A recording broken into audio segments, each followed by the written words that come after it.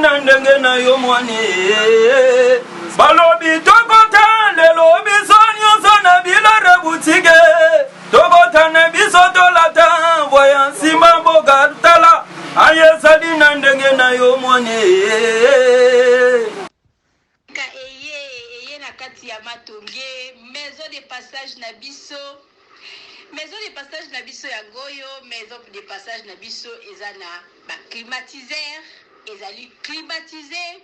Maison de passage na biso ezana matonge na Irebu A37. Maison de passage na biso tozana ba appartement où ezali ya 2 chambres, salon, cuisine. Tous les 2 chambres on ezana ba toilette na kati. Maison de passage na biso tozali na appartement oyo ezali kaka salon, salle de bain, chambre na cuisine. Tozali lisusu na appartement na biso oyo ezali appartement ya pamba lokola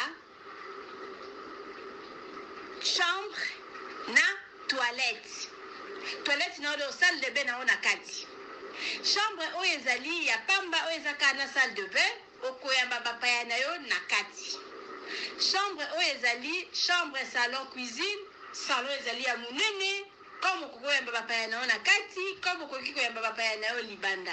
Mai na biso ebimaka kitoko. Courant na biso toza na balune ebele.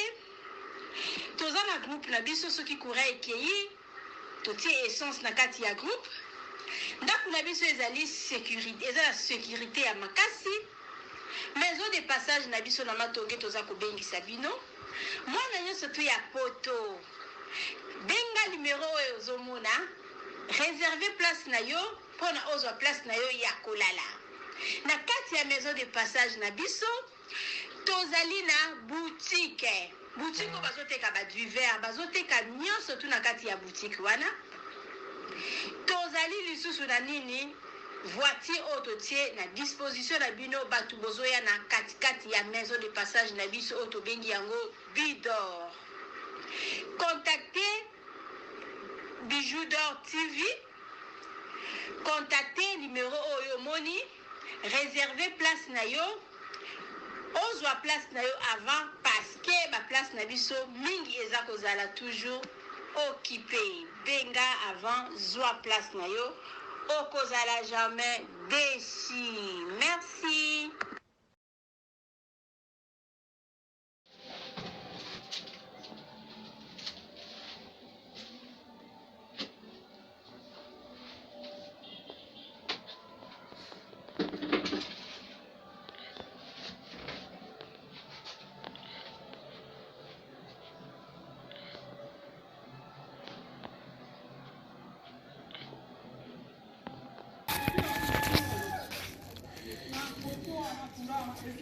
Salut, j'espère que vous allez bien. En fait, c'est plus pour les diasporas. C'est donc qui veulent passer leur séjour ici à Kinshasa. Alors pour tous vos déplacements, il y a une voiture à louer qui est là, marque Hyundai. La voiture elle est confortable, donc climatisée et tout. Donc la voiture répond vraiment aux normes. Alors pour tout contact, veuillez contacter Bidor TV au numéro qui suit, plus 49 17 85 52 23 11. Donc je réponds pour une meilleure compréhension. Plus 49 17 85 52 23 11. Donc la voiture elle est là, marque Hyundai. Donc voilà.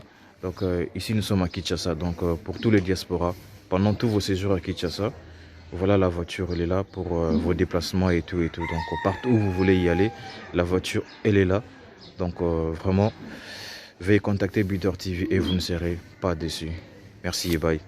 Oui, botali vidéo na biso ya publicité, voiture na biso eza na Congo, mutolingo kende na yo Congo, contactez Bidor TV na voiture oyo tu komona okozala jamais déçu parce que Maman Bijou d'Or alobi eza po na biso ba diaspora. Maman Bijou d'Or naza na besoin ya ba partenaire. Yo partenaire place aux alliés, contactez Maman Bijou d'Or. Maman Bijou d'Or a besoin de micro, Maman Bijou d'Or a besoin d'un ordinateur. Vous sepela na musala nanga soko lingi au soutenir Maman Bijou d'Or na musala na ye numéro nanga ezawana. Merci.